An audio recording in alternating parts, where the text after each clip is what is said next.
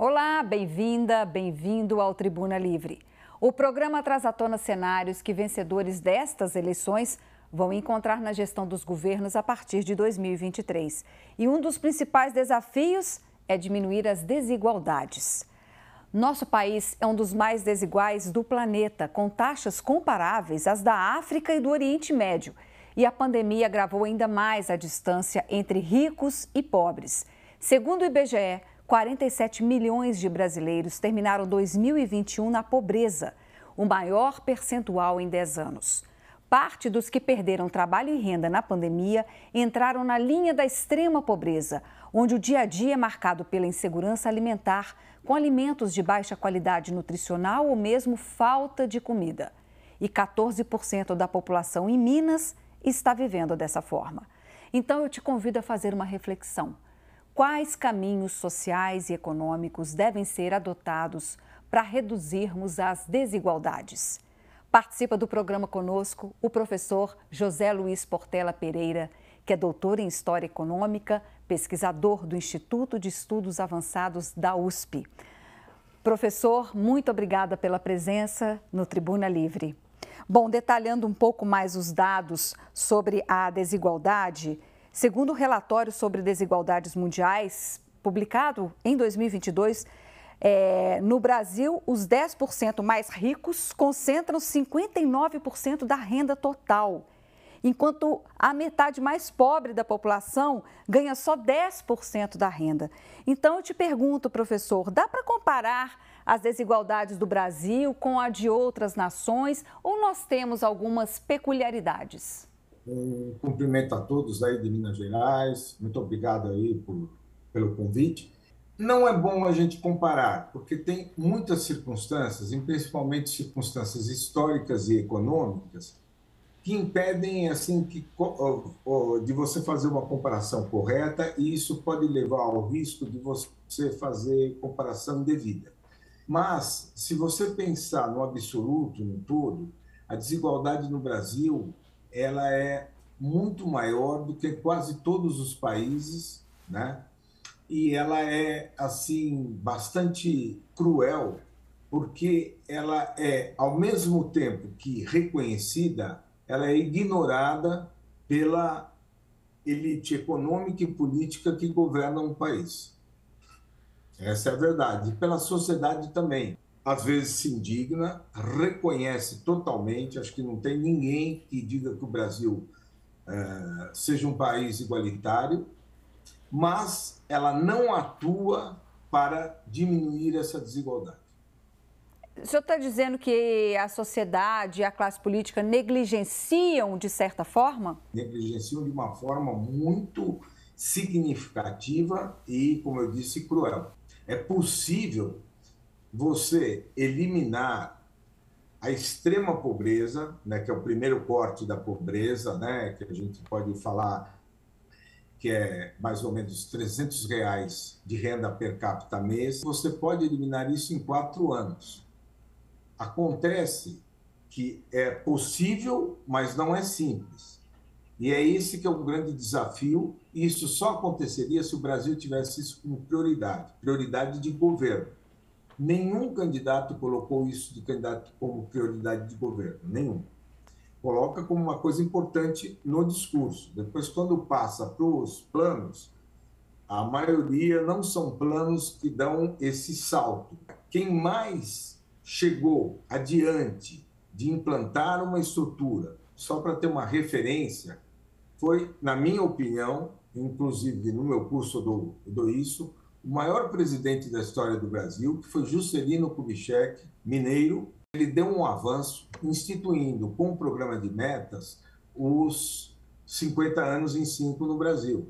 E instituiu a industrialização pesada no Brasil. Ele conseguiu algo objetivo porque ele montou uma estrutura gerencial, que é o que a maioria não faz. Eu não vi nenhum candidato. Nós temos uma fala do pesquisador da Fundação João Pinheiro, de Minas Gerais, Bruno Lazzarotti, e ele vai falar um pouco sobre a possibilidade do enfrentamento de desigualdades via programas de transferência de renda, que tem sido uma prática da nossa história recente. Do ponto de vista fiscal e do ponto de vista orçamentário, é perfeitamente possível, né? Nós, inclusive, fizemos uma simulação para Minas Gerais, lá no observatório, com menos de 1% do PIB em Minas Gerais em 2020, que foi um ano,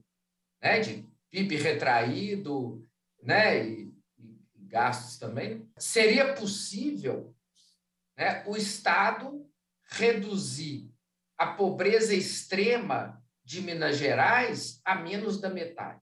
É viável para um Estado, mesmo um Estado fragilizado como Minas Gerais, mas para isso precisa querer, para isso precisa ser prioridade.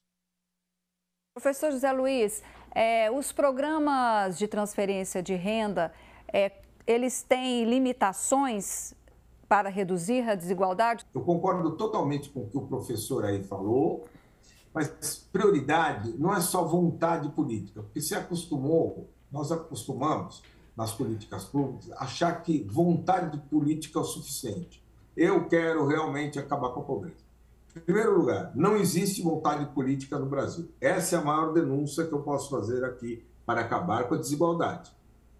Existe muito mais vontade política para outros problemas, alguns nobres, outros não, do que acabar com a desigualdade. Queria ilustrar um pouco mais essa questão da desigualdade, vendo agora uma comparação entre a evolução da pobreza em Minas Gerais e também no Brasil na última década.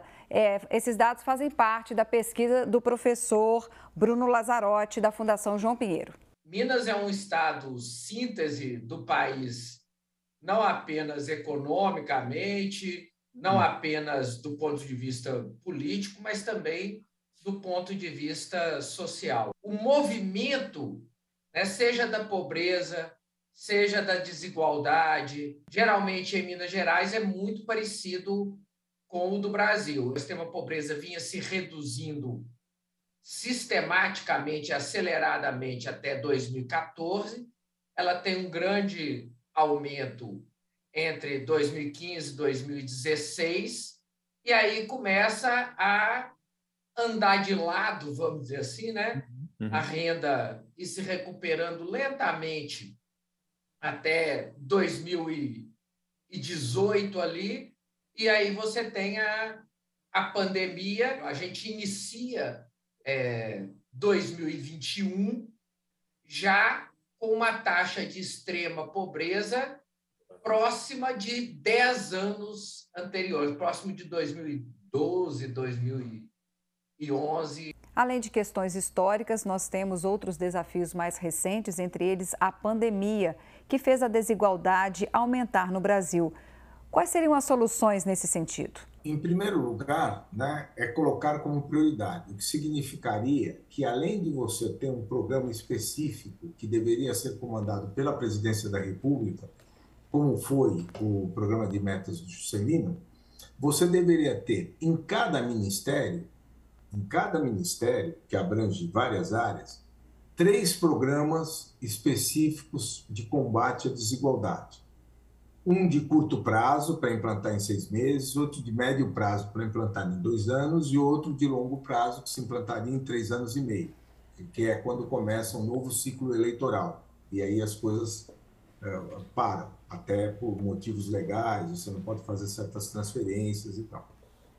Então, primeiro seria montar uma estrutura que combatesse a extrema pobreza em todas as áreas, em todos os ministérios, concomitantemente, criando uma sinergia.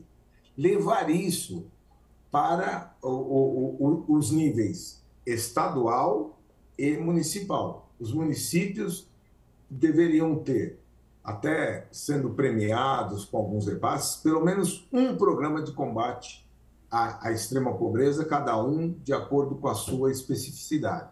E os estados deveriam ter 3 programas. Né? Eu já estou falando alguma coisa bem objetiva. Bom, isso é uma parte. A outra parte seria a montagem das equipes. A terceira parte seria você ter o que não existe no Brasil, que é a medição do impacto das políticas públicas. Quando você faz uma política pública, você deveria medir, não importa a ideologia dela. O governo que ganhou tem direito de implantar a sua ideologia. Agora, importa saber se aquilo que ele se propôs a fazer, ele o fez. E corrigir, porque em qualquer ideologia existem coisas boas e coisas ruins. E você faz um programa de uma determinada ideologia, A, B ou C, verifica o que deu certo, corrige o que deu errado e vai em frente. Mesmo que você entre um outro governo com outra ideologia, aí você leva o que há de bom do anterior e complementa com a sua visão de mundo. Essa questão. Então, é embarcar o país numa sinergia total de combate à pobreza. E aí não ficar só com o Estado. É fazer essa articulação que a gente chama de autonomia inserida, né, do Peter Evans, que é juntar a sociedade, e no caso a iniciativa privada, que é ter primeiro, uma coordenação do trabalho das ONGs que combatem a extrema pobreza. Porque cada um faz uma coisa, muitas vezes... Está muito pulverizada essa atuação, né? Exatamente. Primeiro, é pulverizado. E segundo, muitas vezes, 2, 3 ONGs atuam no mesmo local e nenhuma ONG atua em outro. Então, você precisaria criar o que eu chamo de mapa de cobertura. Primeiro, entender aonde as ONGs todas estão atuando e o que cada uma faz, né? Quer dizer, tem gente que dá alimentação, tem gente que dá escola, tem ONG que ajuda alunos... com itens de higiene, né? Produtos de limpeza. Exatamente. A outra coisa, eu não conheço bem os problemas específicos de Minas Gerais, né? Conheço do meu estado de São Paulo. Eu imagino que o Triângulo Mineiro, que eu conheço, uma região que eu conheço bem, tenha uma qualidade maior do que aquela região fronteira com a Bahia, que, se eu não me engano, ali a capital é Montes Claros, né? A capital da região. A região com o IDH menor está no norte de Minas, mas com o melhor IDH está aqui na região metropolitana de Belo Horizonte, que é a cidade de Nova Lima. Vamos ver no mapa. Nova Lima, na região metropolitana de Belo Horizonte, tem o maior índice de desenvolvimento humano do estado. O Produto Interno Bruto é de quase R$ 125 mil por pessoa anualmente. São João das Missões, no norte de Minas, tem o menor IDH entre os municípios mineiros e um PIB per capita de apenas R$ 6.400. Em Nova Lima, 67,7% da população estava ocupada em 2020 e o rendimento médio mensal dos trabalhadores formais era de 3,3 salários mínimos. Em São João das Missões, apenas 5,8% da população vivia essa realidade nesse mesmo ano. E o rendimento dos trabalhadores formais era quase a metade. Nova Lima conta com esgotamento sanitário adequado em 94% dos domicílios, contra apenas 3,2% em São João das Missões. A mortalidade infantil em São João das Missões, 11 mortes para cada 1.000 bebês nascidos vivos, é mais que o dobro da registrada em Nova Lima. Professor, como sanar a oferta de bens e serviços diante de desigualdades regionais, como a gente acabou de ver em Minas Gerais? Eu vi e fiquei até surpreendido com as diferenças, né? Não sabia que era tanto. Você quer um exemplo? Olha, o orçamento secreto é uma coisa que está ajudando a aumentar essa desigualdade. E isso aconteceu em Minas. Eu não vou citar os nomes para não entrar para esse lado. Em Minas, quando você pega um senador ou um deputado que tenha muita influência, ele consegue, às vezes, trazer muito recurso, no orçamento secreto principalmente, direcionado para o seu município. E muitas vezes os municípios em volta, que têm problemas comuns, não recebem esse município porque o prefeito não está ligado ao mesmo deputado. E isso, como uma coisa frequente ao longo de uma legislatura toda, que são 4 anos, e se você pegar 2 legislaturas, isso aumenta a desigualdade regional. Então, isso é uma coisa. A outra seria você dando exatamente essa prioridade para a desigualdade, você implantar programas de correção que comecem exatamente por isso, que foi o programa Comunidade Solidária da Ruth Cardoso, da qual eu tive a honra de participar e fazer o desenho de alguns programas que lá houver. Nós concentramos toda a atuação nas 40 cidades mais pobres, porque você tem que começar por alguma coisa e depois vai aumentando, né? Você vai aumentando o seu raio, o seu escopo. Então, seria você pegar as cidades mais pobres de cada estado e ter um programa assim suplementar, um programa extra que olhasse para aquela cidade, que tipo, porque o que dá, o que tira as pessoas da pobreza é crescimento do país. Só que esse crescimento não se dá de forma igual. Queria uma opinião do senhor a respeito da desigualdade de renda em relação a gênero e etnia, né? Porque nós temos uma realidade que afeta muito mulheres e negros, por exemplo, né? Torna ainda mais desafiante pensar o Brasil dessa forma. A escravidão não é que ela foi responsável pelo início da desigualdade no Brasil. A escravidão estressou, aumentou a desigualdade e atingiu, evidentemente, aos negros, aos pardos, mas isso se estendeu às mulheres, aí não pela escravidão, aí pela postura conservadora da sociedade portuguesa, né, da corte portuguesa, e que foi acolhida no Brasil, né? Uma postura bem machista, conservadora, e que utilizava mesmo as leis e até mesmo a religião para controlar o processo social. E nesse processo social, as mulheres eram totalmente afetadas, né, com uma diminuição dos seus valores, né, e da sua potencialidade. O que, graças a Deus, no Brasil hoje, com todos os problemas que a gente enfrenta, nós estamos progredindo, né? Então, mas aí que está. Você citou isso, é importante. Você tem que criar aquela sinergia, botar empresário, botar todo mundo. Então, por exemplo, você tem que pegar as mulheres, os negros, através das suas ONGs, das entidades que defendem as mulheres e os negros, e integrar na luta contra a desigualdade, porque eles são os mais afetados.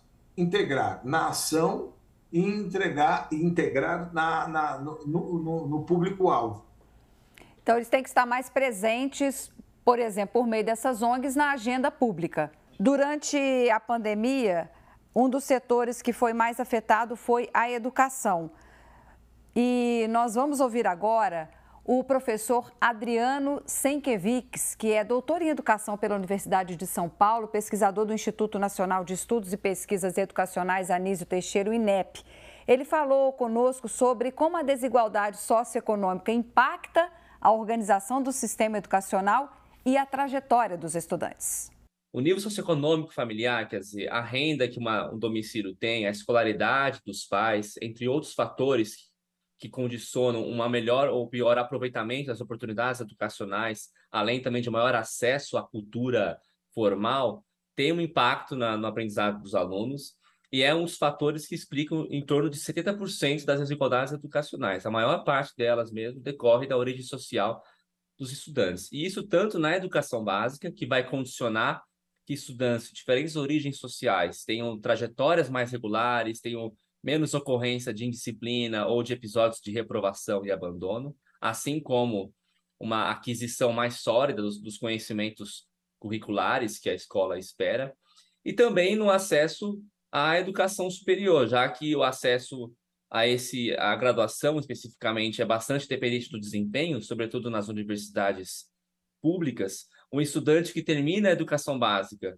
com conhecimentos mais solidificados vai ter uma chance maior de competir por uma vaga no ensino superior. Porque o jovem, a criança que frequenta a escola, ela é um todo integrado, ela é uma criança que tem uma residência, ela é uma criança que precisa de nutrição, que precisa de acompanhamento médico, que precisa de opções de lazer. Então, tudo isso é fundamental para ter uma educação de qualidade e para ter um cidadão melhor formado no futuro. Então, como conectar a educação a outros programas para que ela seja uma ferramenta realmente eficaz de combate à desigualdade? Então, ela é a maior ferramenta, né? Quer dizer, você tem uma ação imediata que normalmente está ligada aí à alimentação, a uma renda mínima que serve para alimentação e para moradia. Você tem uma ação muito eficaz que é o chamado, em inglês, Housing First, que é um programa em que você dá primeiro a casa, depois uma renda de subsistência e não fica tentando trazer através do processo tradicional, né? Agora, qual é aquilo que respalda e traz? A educação. Então, de imediato, o Sebrae, que tem muito dinheiro em caixa e gasta muito mal, desculpe aqui, o presidente é um mineiro, o Carlos Médici, que eu conheço, meu amigo e tal, mas o Sebrae, em geral, não atua bem, ele tem muito dinheiro. Ele teria que treinar, ele é feito para isso, ele teria que treinar as pessoas que querem e precisam, né, que estão na extrema pobreza. Então, por isso que eu digo que é uma ação conjunta. E ele tem dinheiro para isso, só que o treinamento não deve ser alguma coisa solta. Ele tem que ser voltado para o mercado de trabalho. Então, você tem que juntar, no caso aí a FIENG, né, a coisa aqui em São Paulo, a Fiesp. A Federação das Indústrias de Minas Gerais. Exatamente. Tem que levantar quais são os empregos que estão sendo necessitados e quais os atributos. E o Sebrae tem que dar o treinamento para esse pessoal mais pobre exatamente dentro dessas habilitações que o empresário está precisando. Nós temos cerca de 700 mil vagas, mais ou menos é esse o número, a última vez que eu vi, na área de TI, de tecnologia da informação, que não são preenchidas por falta de habilitação dos brasileiros. Quer dizer, no meio de um país de desempregados, nós temos vagas numa área importante, que se desenvolve cada vez mais, e não temos habilitação. E temos um órgão, o Sebrae, que tem uma renda que vem da folha de pagamento de todo mundo, quer dizer, ele é sustentado como o Sistema S, por um dinheiro que você pega da folha de pagamento e ele não faz esse treinamento conectado. Então, ele faz treinamentos em geral, alguma coisa, mas não tem, como eu disse, não tem medição do impacto. Se o treinamento dele realmente resulta em emprego, principalmente para as pessoas mais pobres. Então, a educação tem que vir para um processo da educação imediata, daquilo que está precisando, e a educação formal tem que subir de nível, evidentemente. O professor Adriano Sienkiewicz também falou conosco sobre a democratização do ensino superior, com a expansão de vagas e sistema de cotas. Como é que isso vem funcionando? Não dá para democratizar colocando alunos de origem mais pobre apenas nos locais mais acessíveis. A gente tem que garantir sempre uma equalização, inclusive nos locais mais prestigiados, porque são nesses espaços acadêmicos, em cursos muito seletivos, que a gente consegue fazer uma diferença maior no mercado de trabalho, já que são os cursos que remuneram mais, que são mais prestigiados socialmente, mais valorizados. Então, diminuir desigualdade significa colocar pessoas em todos os espaços, inclusive naqueles que até então são pouco abertos para certos perfis, para certas trajetórias. Estudos demonstram que, por mais que a educação seja importante para reduzir a desigualdade social, esses efeitos eles jamais são percebidos no curto prazo. Então, eles só vão ser efeitos relevantes no médio e longo prazo. Estou falando de 20, 30 anos. Então, se o objetivo é reduzir a desigualdade no ritmo mais acelerado, a gente não pode contar exclusivamente com a educação. A lei de cotas para o ensino superior está completando 10 anos. Já é possível ver efeitos dessa legislação sobre a mobilidade social? O senhor vem falando durante todo o programa sobre a necessidade de sempre estar monitorando, né, os resultados? Exatamente, sim. Aqui na USP, né, não conheço no Brasil todo os números. Aqui na USP, sim. E até quebrando essa ideia de que o pessoal das cotas tem um desempenho muito abaixo dos que não entram por cotas. Não é verdade, o desempenho é parecido. Então, você melhorou o sistema de cotas no sentido da participação da população PPI, pretos, pardos, indígenas, o desempenho deles está bom, mas quando eles acabam, não tem emprego. Não todos, evidentemente. Uma parte, e isso podia ser melhorado. Se você não formar gente para o mercado não vai dar bola para quem está formado. Uma última pergunta é sobre como, no momento de tanta polarização política, nós podemos fazer os setores conversarem, porque a necessidade da conversa foi a tônica da sua fala aqui, né? O tempo inteiro os exemplos eram esses. E como fazer, além de os setores conversarem, que essas políticas, essas ações funcionem independentemente de quem estiver governando, seja o país e mesmo os estados e municípios? Fazendo primeiro, eu vou responder, mas fazendo uma brincadeira, a primeira coisa eu teria que ressuscitar o Juscelino Kubitschek, porque além de fazer um governo gerencialmente ótimo, era uma figura conciliadora. Olha, eu não entro nessa coisa de dizer assim, é fácil fazer as pessoas conversar. Não, está muito polarizado e está de uma maneira que está se conectando a uma outra coisa que a gente tem, que é ninguém quer ouvir uma opinião de alguém que é contrário ou que tem uma visão de mundo diferente. Tudo que vem de alguém contrário é mentira, é fake, etc. e tal, e tudo o que ele ouve que dá um viés de confirmação para a sua ideologia, está certa, bonita, etc. Então, eu acho que a primeira coisa seria a sociedade, ao eleger a prioridade da desigualdade, pressionar os meios políticos. Porque nós não estamos na polarização só porque existe o A e o B que estão polarizando. Nós estamos na polarização porque a sociedade brasileira permitiu isso. Nós tivemos uma mudança da curva de comportamento do eleitor. Até a última eleição de 18, ela mais ou menos trabalhava como uma curva normal, em que o centro é maior, né? E as extremidades têm públicos menores. E ela inverteu, ela virou um U.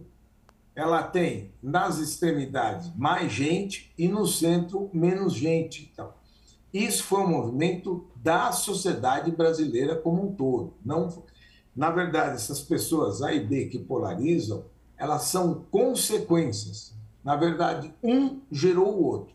Então, eu acho que a sociedade brasileira acordar para isso, em termos de academia, em termos de Federação das Indústrias, empresários, parar de ter uma conduta polarizada, porque o político, a moeda de troca do político é o voto.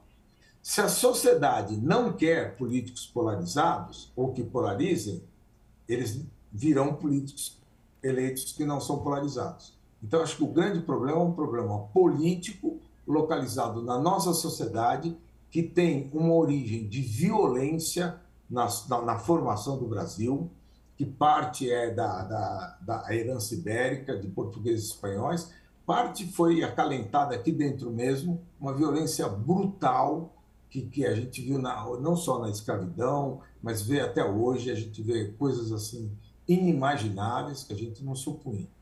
Então, a gente olhar para nós mesmos. Nós somos uma sociedade desigual, violenta e onde graça a impunidade. Muito obrigada pelas suas reflexões no nosso programa sobre os grandes desafios do Brasil para vencer as desigualdades. Muito obrigado a vocês pelo convite, a Assembleia de Minas Gerais, e desejo uma sorte para Minas, porque realmente é o estado síntese do Brasil e, na verdade, o estado berço do maior presidente da história do Brasil. Obrigada. O Tribuna Livre fica por aqui. Para rever esta e outras entrevistas, acesse o portal da Assembleia. E até o próximo programa.